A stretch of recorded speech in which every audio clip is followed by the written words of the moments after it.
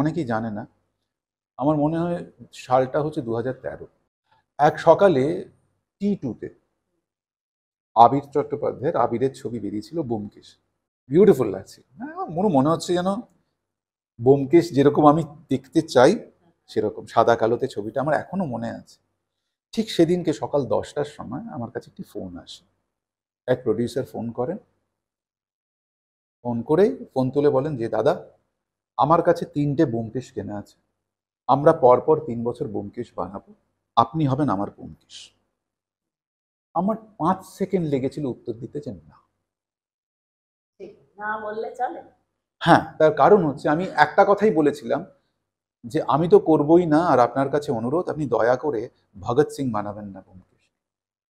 ভগৎ সিং মানে কি সেই সময় মনে আছে? ভগৎ সিং এর 5-5টা, চার এবং পাঁচটা বলছে। তো মানে একটু দয়া করে বানাবেন না। আবির আমার